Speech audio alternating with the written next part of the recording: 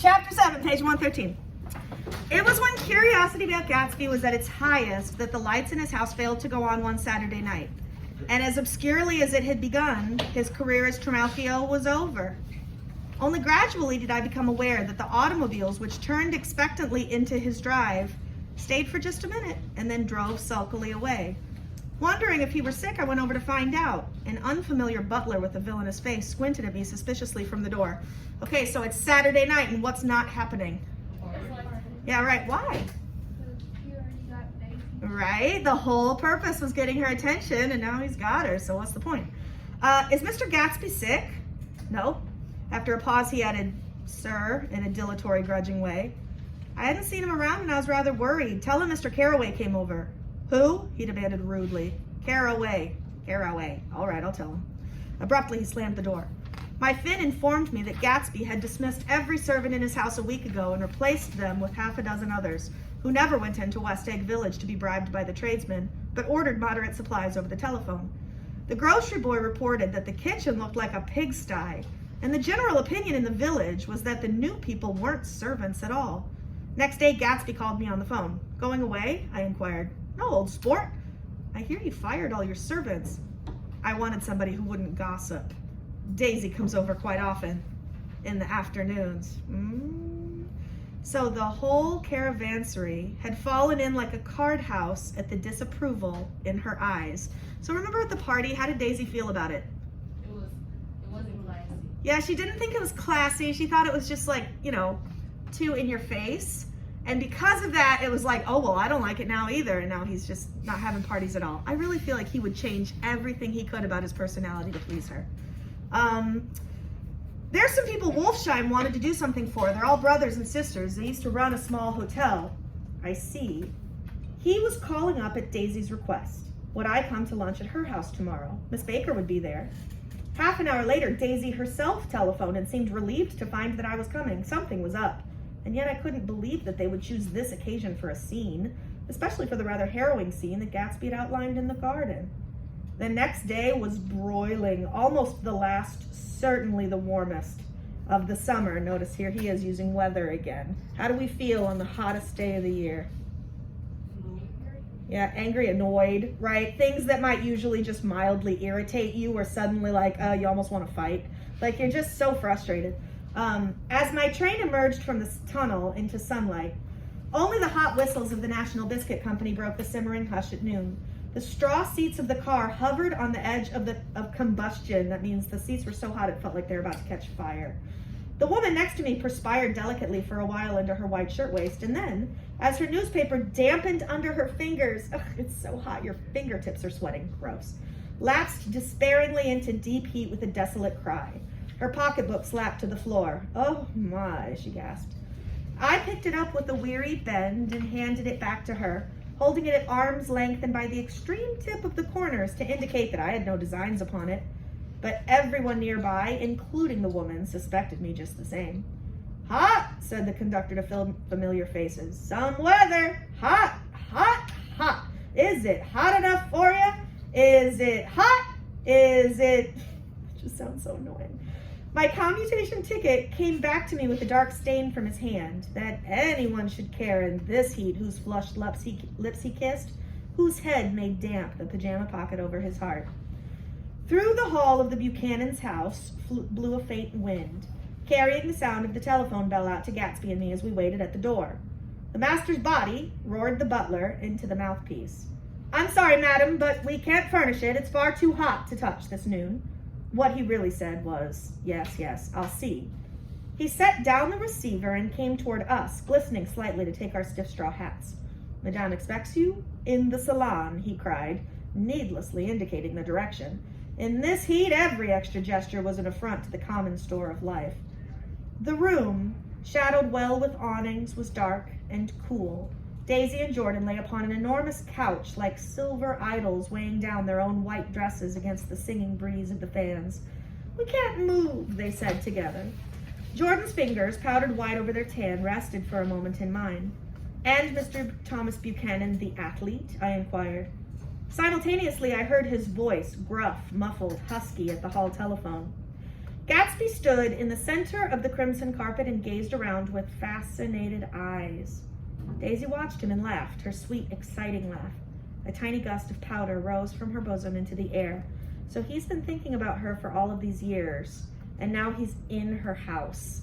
You know that feeling, right? When you're like thinking about, you're like imagining what somebody's house must be like, and now he's there, and it's almost like he can't believe that it's real because it's so elegant. You know what I mean?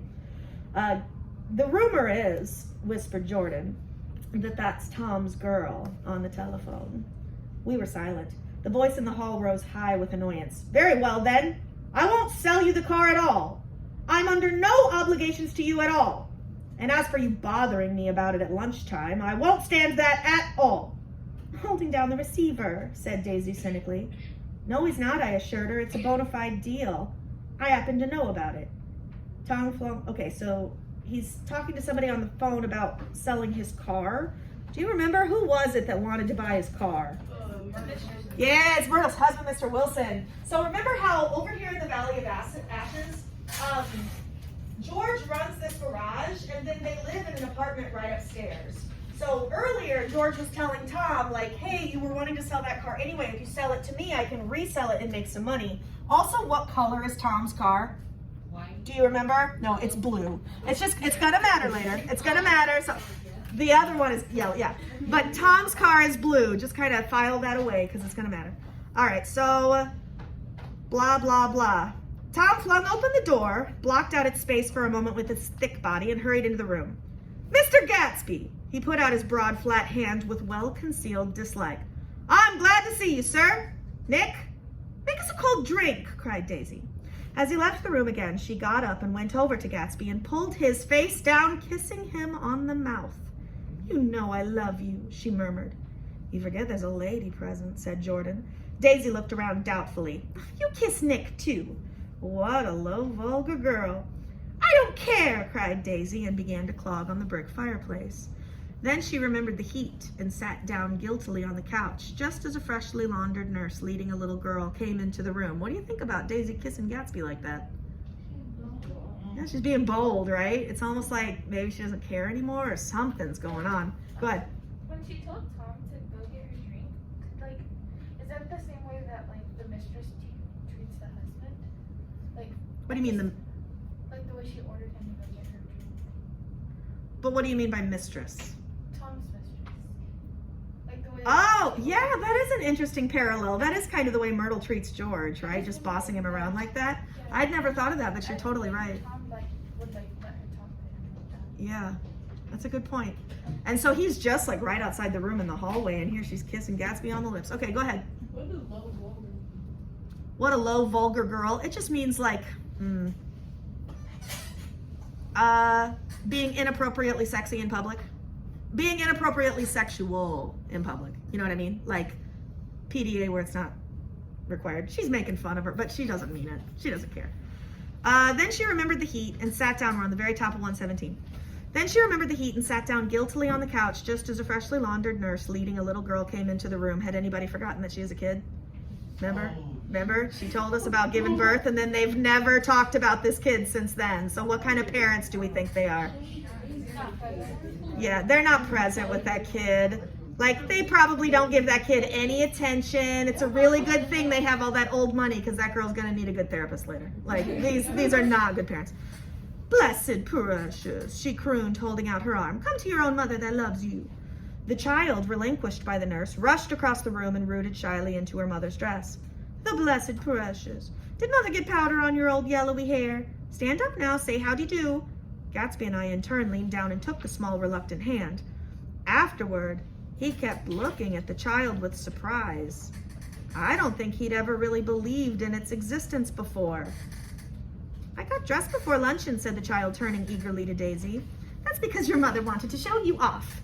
Her face bent into the single wrinkle of the small white neck. You dream, you absolute little dream. Yes, admitted the child calmly.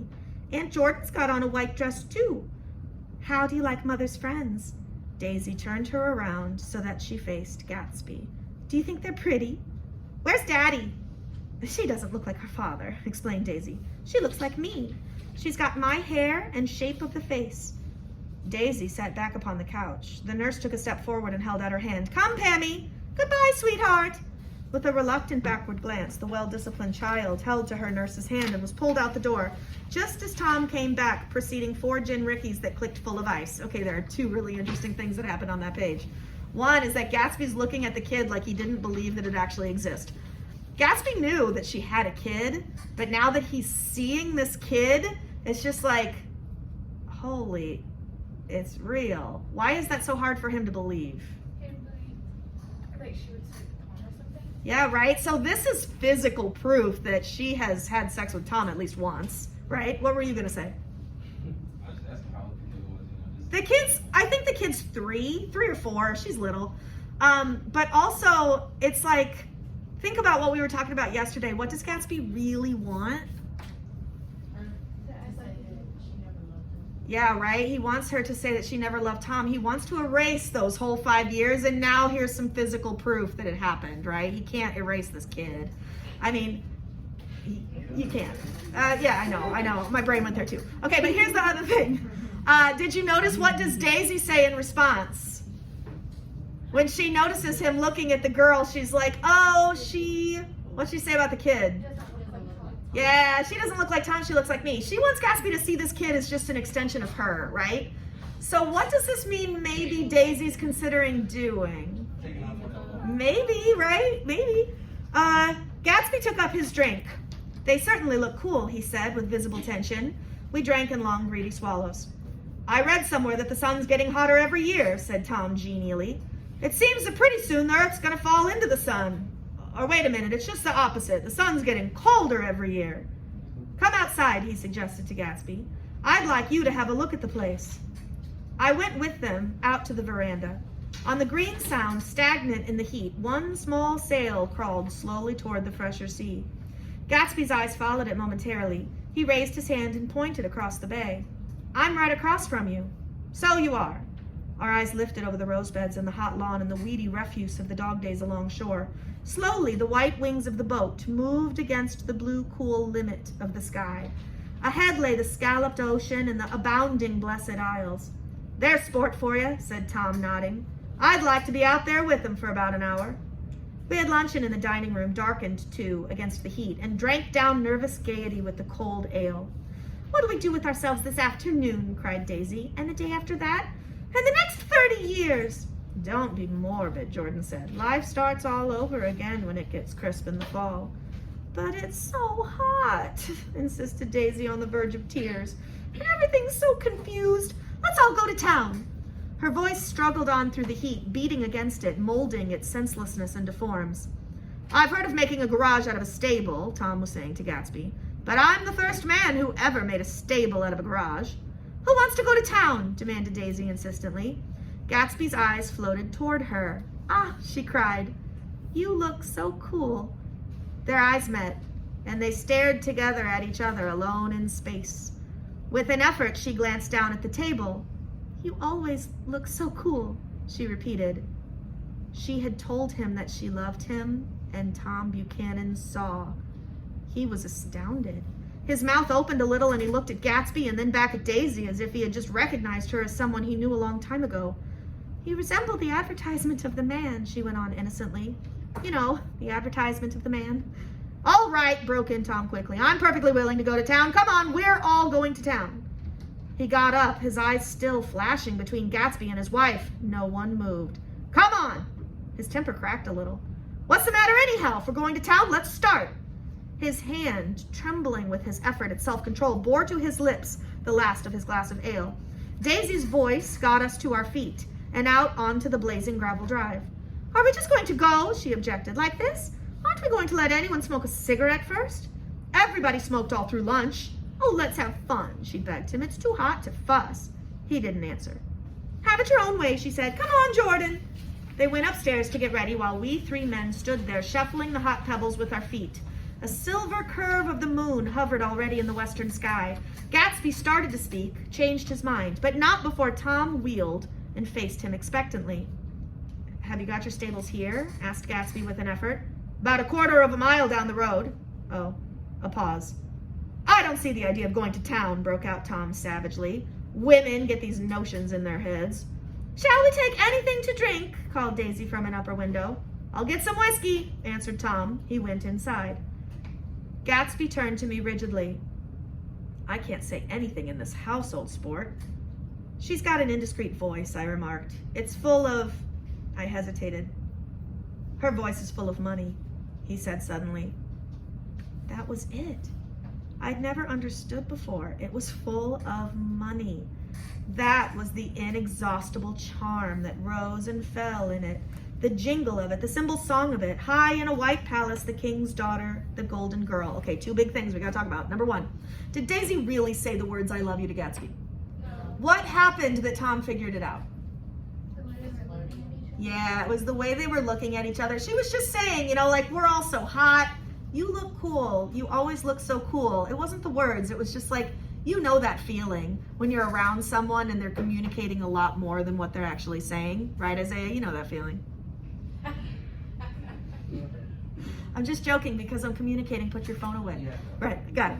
Okay, the second thing is this whole thing about Daisy's voice. So remember how this whole book, how does he keep describing Daisy's voice? Sweet, like a song, right? He's always paying attention to like how her voice like just draws you in. And now we're figuring out why. It's not so much that she's interesting. We've noticed that everything she says is like super basic, right? There's nothing really all that interesting about her. It's the fact that she has grown up in this world of luxury, that everything feels easy to her, that she has never once had to worry about things that 99% of the population lay awake at night trying to figure out. How am I going to pay the rent? How am I going to pay my car payment? Am I going to make sure my phone bill's due? Like everything, she's never had to worry about it, and that's what it is. Her voice. It's just like, oh, you can tell that she's always had this like special place in the world just because her parents had money. Tom came out of the house wrapping a quart bottle in a towel, followed by Daisy and Jordan wearing small, tight hats of metallic cloth and carrying light capes over their arms. Shall we go in my car? Suggested Gatsby. He felt the hot green leather of the seat. I ought to have left it in the shade. Is it standard shift? Demanded Tom. Yes. All right, Malia, what color's Gatsby's car? Yellow. No. Oh! Yellow. You said it earlier. Tom's car's blue, Gatsby's car's yellow, right? Okay, so Gatsby's like, let's go in my car. And Tom's like, well, is it standard shift? Yes. Well, you take my coupe and let me drive your car to town. The suggestion was distasteful to Gatsby. I don't think there's much gas, he objected. Plenty of gas, said Tom boisterously. He looked at the gauge. And if it runs out, I can stop at a drugstore. You can buy anything at a drugstore nowadays. A pause followed this apparently pointless remark. Daisy looked at Tom frowning, and an indefinable expression, at once definitely unfamiliar and vaguely recognizable, as if I had only heard it described in words, passed over Gatsby's face. Come on, Daisy, said Tom, pressing her with his hand toward Gatsby's car. I'll take you in this circus wagon. He opened the door, but she moved out from the circle of his arm. You take Nick and Jordan. We'll follow you in the coupe. She walked close to Gatsby, touching his coat with her hand. Jordan and Tom and I got into the front seat of Gatsby's car. Tom pushed the unfamiliar gears tentatively, and we shot off into the oppressive heat, leaving them out of sight behind. Did you see that? Demanded Tom. See what? He looked at me keenly, realizing that Jordan and I must have known all along. You think I'm pretty dumb, don't you? He suggested. Perhaps, I know, right? We do. Perhaps I am, but I have almost a second sight sometimes. It tells me what to do. Maybe you don't believe that, but science... He paused. The immediate contingency overtook him, pulled him back from the edge of the theoretical abyss. I've made a small investigation of this fellow, he continued. I could have gone deeper if I'd known. Do you mean you've been to a medium? Inquired Jordan humorously. What? Confused, he stared at us as we laughed. A medium? About Gatsby. About Gatsby? No, I haven't. I said I'd been making a small investigation of his past. And you found out he was an Oxford man, said Jordan helpfully. An Oxford man? He was incredulous. Like hell he is. He wears a pink suit. Nevertheless, he's an Oxford man. Oxford, New Mexico, snorted Tom contemptuously, or something like that. Do you guys remember what country is Oxford in? It's in England. So when Tom says Oxford, New Mexico, what's he saying? Not that Oxford. Yeah, right. He's lying. Like, he didn't go to Oxford. Full of it. Okay, so who's in what car? Nick, Tom, and Jordan, and then In the yellow car. yeah, and Gatsby leaving. Yep, got it. Go ahead. Why do you want to drive Gatsby? I think that he's looking for every possible opportunity to humiliate Gatsby. So it was an opportunity for him to point out how flashy and over the top and not classy his car was. That's what I assume. That Tom's just trying to one up him every chance he gets. You know those people, I'm not going to say I'm not one of them, but like you go over their house, you want to like look around and see what's Sure. going on. I think that's what he was trying to do. Oh yeah, that might be part of it. Like especially since he just realized that his wife is in love with this man, you know, there's just something like, you know, he can't help it. It's like a train wreck. He can't look away. Listen, Tom, I'm exactly halfway down 122. Listen, Tom, if you're such a snob, why did you invite him to lunch? Demanded Jordan crossly. Daisy invited him. She knew him before we were married, God knows where. We were all irritable now with the fading ale, and aware of it, we drove for a while in silence. Then, as Dr. T.J. Eckelberg's faded eyes came into sight down the road, I remembered Gatsby's caution about gasoline. Do you remember the billboard? Okay, what's it mean that the writer gave us giant eyes for this one particular place? Right? And we need to watch too, right? Because something's going to happen there, right? Giant eyes looking over something, like somebody's watching, but we are also watching. We've got enough to get us to town, said Tom. But there's a garage right here, objected Jordan. I don't want to get stalled in this baking heat. Tom threw on both brakes impatiently, and we slid to an abrupt dusty spot under Wilson's sign. After a moment, the proprietor emerged from the interior of his establishment and gazed hollow-eyed at the car. Let's have some gas, cried Tom roughly. What do you think we stopped for, to admire the view? I'm sick, said Wilson without moving. Been sick all day. What's the matter? I'm all run down. Well, shall I help myself? Tom demanded. You sounded well enough on the phone. With an effort, Wilson left the shade in support of the doorway and, breathing hard, unscrewed the cap of the tank. In the sunlight, his face was green. I didn't mean to interrupt your lunch, he said, but I need money pretty bad. I was wondering what you were going to do with your old car. How do you like this one? Inquired Tom. I bought it last week. It's a nice yellow one, said Wilson as he strained at the handle. Like to buy it? Big chance, Wilson smiled faintly. No, but I could make some money on the other. What do you want money for all of a sudden? I've been here too long. I want to get away. My wife and I want to go west. Your wife does, exclaimed Tom, startled. She's been talking about it for 10 years. He rested for a moment against the pump, shading his eyes. And now she's going whether she wants to or not. I'm going to get her away. The coupe flashed by with a flurry of dust and the flash of a waving hand. What do I owe you? Demanded Tom harshly. I just got wised up to something funny the last 2 days, remarked Wilson. That's why I want to get away. That's why I've been bothering you about the car. What do I owe you? $1.20. What's he telling us? I just got wised up to something funny the last 2 days, and now I want to get my wife out of town. He knows, right? What do I owe you? $1.20. I love that. Imagine $1.20 to fill up your whole tank of gas. The relentless beating heat was beginning to confuse me, and I had a bad moment there before I realized that so far his suspicions hadn't alighted on Tom. He had discovered that Myrtle had some sort of life apart from him in another world, and the shock had made him physically sick. I stared at him, and then at Tom, who had made a parallel discovery less than an hour before, and it occurred to me that there was no difference between men in intelligence or race so profound as the difference between the sick and the well. Wilson was so sick that he looked guilty, unforgivably guilty, as if he had just got some poor girl with child. I'll let you have that car, said Tom. I'll send it over tomorrow afternoon. That locality was always vaguely disquieting, even in the broad glare of afternoon, and now I turned my head as though I'd been warned of something behind. over the ash heaps, the giant eyes of Dr. T.J. Eckelberg kept their vigil, but I perceived, after a moment, that the other eyes were regarding us less than 20 feet away. In one of the windows over the garage, the curtains had been moved aside a little, and Myrtle Wilson was peering down at the car. So engrossed was she that she had no consciousness of being observed, and one emotion after another crept into her face like objects into a slowly developing picture.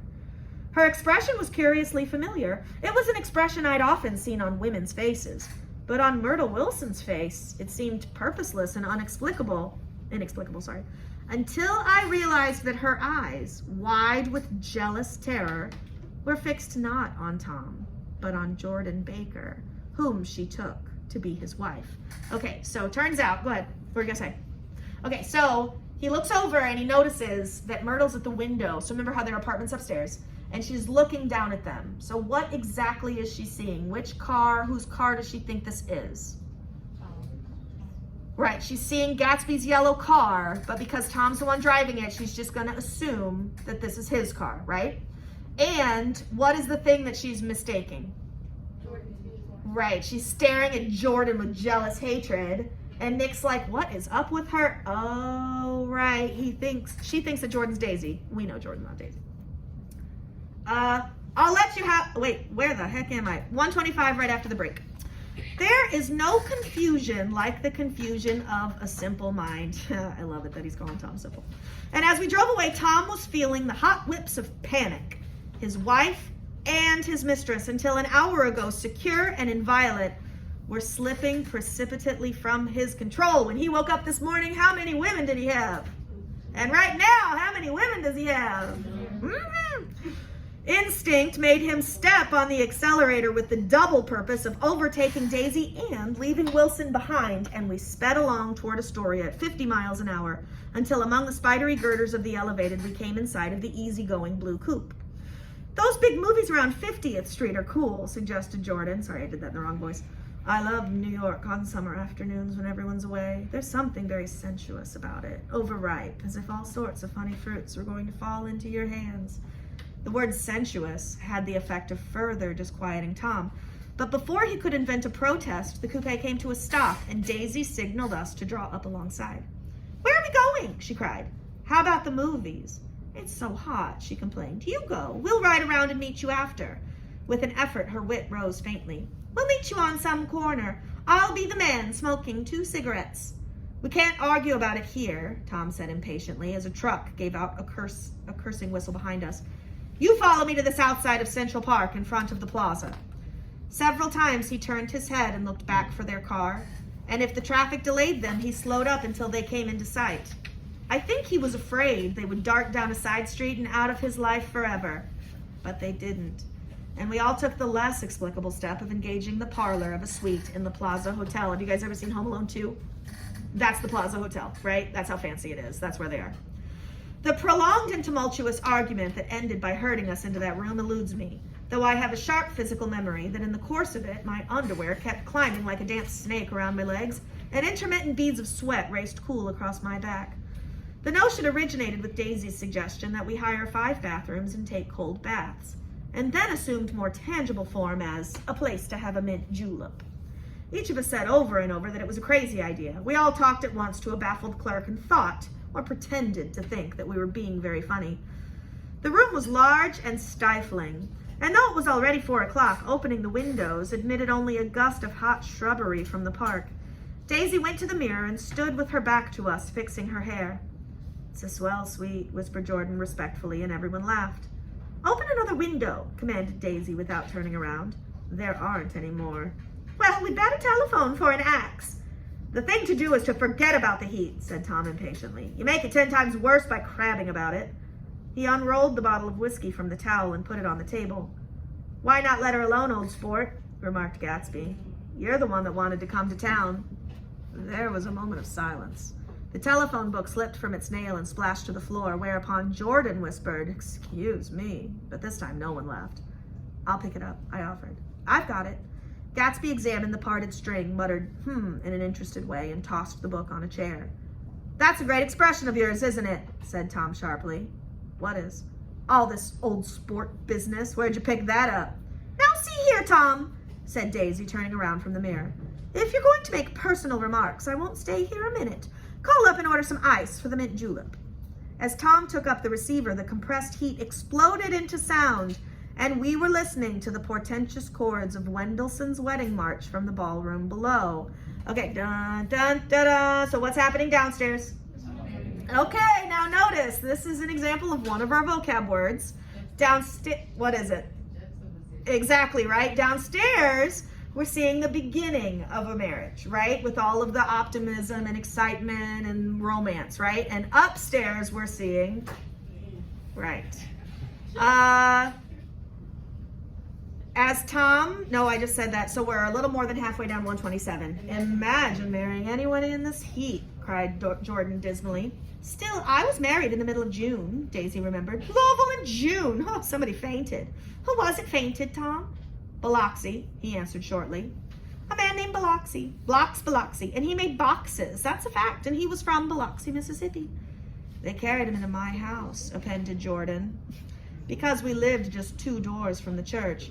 And he stayed 3 weeks until Daddy told him he had to get out. The day after he left, Daddy died. After a moment, she added, as if she might have sounded irreverent, there wasn't any connection. I used to know a Bill Biloxi from Memphis, I remarked. That was his cousin. I knew his whole family history before he left.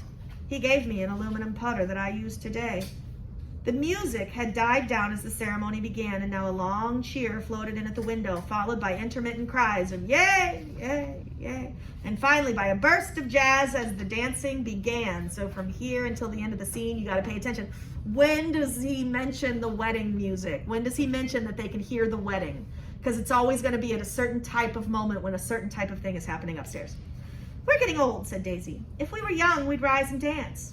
Remember Biloxi, Jordan warned her. Where'd you know him, Tom? Biloxi? He concentrated with an effort. I didn't know him. He was a friend of Daisy's. He was not, she denied. I'd never seen him before. He came down in the private car. Well, he said he knew you. He said he was raised in Louisville. Asa Bird brought him around at the last minute and asked if we had room for him. Jordan smiled. He was probably bumming his way home. He told me he was president of your class at Yale. Tom and I looked at each other blankly. Biloxi? First place, we didn't have any president. Gatsby's foot beat a short, restless tattoo, and Tom eyed him suddenly. By the way, Mr. Gatsby, I understand you're an Oxford man. Well, not exactly. Oh, yes, I understand. You went to Oxford. Yes, I went there. A pause. Then Tom's voice, incredulous and insulting. You must have gone there about the time Biloxi went to New Haven. Another pause. A waiter knocked and came in with crushed mint and ice, but the silence was unbroken by his thank you and the soft closing of the door. This tremendous detail was to be cleared up at last. I told you I went there, said Gatsby. I heard you, but I'd like to know when. It was in 1919. I only stayed 5 months. That's why I can't really call myself an Oxford man. Tom glanced around to see if we mirrored his unbelief, but we were all looking at Gatsby. It was an opportunity they gave to some of the officers after the armistice, he continued. We could go to any of the universities in England or France. I wanted to get up and slap him on the back. I had one of those renewals of complete faith in him that I'd experienced before. So how did he get the opportunity to go to this hoity-toity old money school? Yeah, remember he was a war hero, right? And so all of the people who were like this certain level got the opportunity after the war to spend they had probably offered them like 6 months to a year. So he did go, but he didn't go 4 years and graduate. So it's kind of like half truth, half lie. I wanted to get up and slap him on the back. I had one of those renewals of complete faith in him that I had experienced before. Daisy rose, smiling faintly, and went to the table. Open the whiskey, Tom, she ordered, and I'll make you a mint julep. Then you won't seem so stupid to yourself. Look at the mint. Wait a minute, snapped Tom. I want to ask Mr. Gatsby one more question. Go on, Gatsby said politely. What kind of a row are you trying to cause in my house anyhow? Row's like a super old-fashioned word for fight. They were out in the open at last, and Gatsby was content. He isn't causing a row. Daisy looked desperately from one to the other. You're causing a row. Please, have a little self-control. Self-control, repeated Tom incredulously. I suppose the latest thing is to sit back and let Mr. Nobody from Nowhere make love to your wife. Well, if that's the idea, you can count me out. Nowadays, people begin by sneering at family life and family institution, and next they'll throw everything overboard and have intermarriage between black and white. Flushed with his impassioned gibberish, he saw himself standing alone on the last barrier of civilization. We're all white here, murmured Jordan. I know I'm not very popular. I don't give big parties. I suppose you've got to make your house into a pigsty in order to have any friends in the modern world. Angry as I was, as we all were, I was tempted to laugh whenever he opened his mouth. The transition from libertine to prig was so complete. I've got something to tell you, old sport, began Gatsby, but Daisy guessed at his intention. Please don't, she whispered helplessly. Please, let's all go home. Why don't we all go home? That's a good idea. I got up. Come on, Tom, nobody wants a drink. I want to know what Mr. Gatsby has to tell me. Your wife doesn't love you, said Gatsby. She's never loved you. She loves me. You must be crazy, exclaimed Tom automatically. Gatsby sprang to his feet, vivid with excitement. She never loved you, do you hear? He cried. She only married you because I was poor and she was tired of waiting for me. It was a terrible mistake, but in her heart, she never loved anyone except me. At this point, Jordan and I tried to go, but Tom and Gatsby insisted with competitive firmness that we remain, as though neither of them had anything to conceal, and it would be a privilege to partake vicariously of their emotions. Sit down, Daisy. Tom's voice groped unsuccessfully for the paternal note. What's been going on? I want to hear all about it. I told you what's been going on, said Gatsby. Going on for 5 years, and you didn't know. Tom turned to Daisy sharply. You've been seeing this fellow for 5 years? Not seeing, said Gatsby. No, we couldn't meet. But both of us loved each other all that time, old sport, and you didn't know. Oh, that's all. Tom tapped his thick fingers together like a clergyman and leaned back in his chair. You're crazy, he exploded. I can't speak about what happened 5 years ago because I didn't know Daisy then. And I'll be damned if I see how you got within a mile of her, unless you brought the groceries to the back door. But all the rest of that's a goddamn lie. Daisy loved me when she married me, and she loves me now. No, said Gatsby, shaking his head. She does, though. The trouble is that sometimes she gets foolish ideas in her head and doesn't know what she's doing. He nodded sagely. And what's more, I love Daisy, too. Once in a while I go off on a spree and make a fool of myself, but I always come back, and in my heart, I love her all the time. You're revolting, said Daisy. She turned to me, and her voice, dropping an octave lower, filled the room with thrilling scorn. Do you know why we left Chicago? I'm surprised they didn't treat you to the story of that little spree. Gatsby walked over and stood beside her. Daisy, that's all over now, he said earnestly. It doesn't matter anymore. Just tell him the truth, that you never loved him, and it's all wiped out forever. She looked at him blindly. Why, how could I love him? Possibly. You never loved him. She hesitated. Her eyes fell on Jordan and me with a sort of appeal, as though she realized at last what she was doing, and as though she had never, all along, intended doing anything at all. But it was done now. It was too late. I never loved him, she said, with perceptible reluctance. Not at Kapiolani? Demanded Tom suddenly. No. From the ballroom beneath, muffled and suffocating chords were drifting up on hot waves of air. Not that day I carried you down from the punch bowl to keep your shoes dry? There was a husky tenderness in his tone. Daisy? Please don't. Her voice was cold, but the rancor was gone from it. She looked at Gatsby. There, Jay, she said. But her hand, as she tried to light a cigarette, was trembling. Suddenly, she threw the cigarette and the burning match on the carpet. Oh, you want too much, she cried to Gatsby. I love you now. Isn't that enough? I can't help what's past. She began to sob helplessly. I did love him once, but I loved you too. Gatsby's eyes opened and closed. You loved me too? He repeated. Even that's a lie, said Tom savagely. She didn't know you were alive. Why, there are things between Daisy and me that you'll never know, things that neither of us can ever forget. The words seemed to bite physically into Gatsby. I want to speak to Daisy alone, he insisted. She's all excited now. Even alone, I can't say I never loved Tom, she admitted in a pitiful voice. It wouldn't be true. Of course it wouldn't, agreed Tom. She turned to her husband. As if it mattered to you, she said. Of course it matters. I'm going to take better care of you from now on. You don't understand, said Gatsby, with a touch of panic. You're not going to take care of her anymore. I'm not. Tom opened his eyes wide and laughed. He could afford to control himself now. Why's that? Daisy's leaving you. Nonsense! I am, though, she said with a visible effort. She's not leaving me. Tom's words suddenly leaned down over Gatsby. Certainly not for a common swindler who'd have to steal the ring he put on her finger. I won't stand this, cried Daisy. Oh, please, let's get out. Who are you, anyhow? Broke out Tom. You're one of that bunch that hangs around with Myra Wolfsheim, that much I happen to know. I've made a little investigation into your affairs, and I'll carry it further tomorrow. You can suit yourself about that, old sport, said Gatsby steadily. I found out what your drugstores were. He turned to us and spoke rapidly.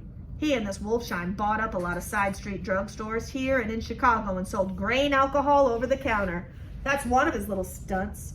I picked him for a bootlegger the first time I saw him, and I wasn't far wrong. What about it? Gatsby said politely. I guess your friend Walter Chase wasn't too proud to come in on it. And you left him in the lurch, didn't you? You let him go to jail for a month over in New Jersey. God, you ought to hear Walter on the subject of you.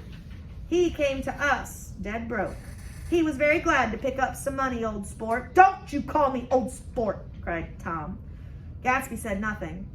Walter could have you up on the betting laws too, but Wolfsheim scared him into shutting his mouth. That unfamiliar yet recognizable look was back again in Gatsby's face. That drugstore business was just small change, continued Tom slowly. But you've got something on now that Walter's afraid to tell me about. I glanced at Daisy, who was staring, terrified, between Gatsby and her husband, and at Jordan, who had begun to balance an invisible but absorbing object on the tip of her chin. Then I turned back to Gatsby and was startled at his expression. He looked, and this is said in all contempt for the babbled slander of his garden, as if he had killed a man. For a moment, the sight of his face could be described in just that fantastic way. It passed, and he began to talk excitedly to Daisy, denying everything, defending his name against accusations that had not been made. But with every word, she was drawing further and further into herself. And so he gave that up, and only the dead dream fought on as the afternoon slipped away, trying to touch what was no longer tangible, struggling unhappily, undespairingly toward that lost voice across the room. The voice begged again to go. Please, Tom, I can't stand this anymore. Her frightened eyes told that whatever intentions, whatever courage she had, were definitely gone. You two start on home, Daisy, said Tom, in Mr. Gatsby's car. She looked at Tom, alarmed now, but he insisted with magnanimous scorn. Go on. He won't annoy you. I think he realizes that his presumptuous little flirtation is over. They were gone, without a word, snapped out, made accidental, isolated like ghosts, even from our pity. After a moment, Tom got up and began wrapping the unopened bottle of whiskey in the towel. Want any of this stuff, Jordan? Nick? I didn't answer. Nick, he asked again. What? Want any? No. I just remembered that today's my birthday. I was 30. Before me stretched the portentous, menacing road of a new decade. It was 7 o'clock when we got into the coupe with him and started for Long Island. Tom talked incessantly, exulting and laughing, but his voice was as remote from Jordan and me as the foreign clamor on the sidewalk or the tumult of the elevated overhead. Human sympathy has its limits, and we were content to let all their tragic arguments fade with the city lights behind. 30, the promise of a decade of loneliness, a thinning list of single men to know, a thinning briefcase of enthusiasm, thinning hair. But there was Jordan beside me, who, unlike Daisy, was too wise ever to carry well-forgotten dreams from age to age. As we passed over the dark bridge, her wan face fell lazily against my coat's shoulder, and the formidable stroke of 30 died away with the reassuring pressure of her hand. So we drove on toward death through the cooling twilight. The young Greek Michaelis, who ran the coffee joint beside the ash heaps, was the principal witness at the inquest. He had slept through the heat until after 5 when he strolled over to the garage and found George Wilson sick in his office, really sick, pale as his own pale hair and shaking all over. Michaelis advised him to go to bed, but Wilson refused, saying that he'd miss a lot of business if he did. While his neighbor was trying to persuade him, a violent racket broke out overhead. "I've got my wife locked in up there," explained Wilson calmly. "She's going to stay there till the day after tomorrow, and then we're going to move away." Michaelis was astonished. They'd been neighbors for 4 years, and Wilson had never seemed faintly capable of such a statement. Generally, he was one of these worn-out men. When he wasn't working, he sat on a chair in the doorway and stared at the people in the cars that passed along the road. When anyone spoke to him, he invariably laughed in an agreeable, colorless way. He was his wife's man and not his own. So naturally, Michaelis tried to find out what had happened, but Wilson wouldn't say a word. Instead, he began to throw curious, suspicious glances at his visitor and ask him what he'd been doing at certain times on certain days. Just as the latter was getting uneasy, some workmen came past the door, bound for his restaurant, and Michaelis took the opportunity to get away, intending to come back later, but he didn't. He supposed he forgot to, that's all. When he came outside again a little after 7, he was reminded of the conversation because he heard Mrs. Wilson's voice, loud and scolding, downstairs in the garage. "Beat me!" he heard her cry. "Throw me down and beat me, you dirty little coward!" A moment later, she rushed out into the dusk, waving her hands and shouting. Before he could move from his door, the business was over. The death car, as the newspapers called it, didn't stop. It came out of the gathering darkness, wavered tragically for a moment, and then disappeared around the next bend. Michaelis wasn't even sure of its color. He told the first policeman that it was light green. The other car, the one going toward New York, came to rest 100 yards beyond, and its driver hurried back to where Myrtle Wilson, her life violently extinguished, knelt in the road and mingled her thick, dark blood with the dust. Michaelis and this man reached her first, but when they had torn open her shirtwaist, still damp with perspiration, they saw that her left breast was swinging loose like a flap, and there was no need to listen for the heart beneath. The mouth was wide open and ripped at the corners, as though she had choked a little in giving up the tremendous vitality she had stored so long. Whew, okay, so the rest of this chapter, it's only more interesting. Like this chapter's a banger, you guys. Okay, so you have to get from 137 to 145. You have 8 pages. I will post the audiobook, but here. Okay, we'll talk until the bell rings, but here's what I want you to think about. As you read the rest, you have to read it like a detective, because what's going to happen is he's going to give you little bits and pieces of information, but he's expecting you to be able to like put certain things together, so just kind of notice what he chooses to tell you. Okay, so what are your questions? How did she die? She got hit by a car. Myrtle got hit by a car. And the impact was so bad that it like ripped her open. What happened on the car that was driving? It's a hit and run. Hit and run. The car didn't even stop. So was she being held captive by her husband? Yeah, he had her locked upstairs because he was going to keep her upstairs until he could move away. So Tom, We don't know. no, I think it was Gatsby. You got to read the rest of it. I bet it's Gatsby. I will tell you that when you find out who and how, you will be shocked. It's good. I know. See ya. Have a great weekend, everybody. Don't forget to listen or read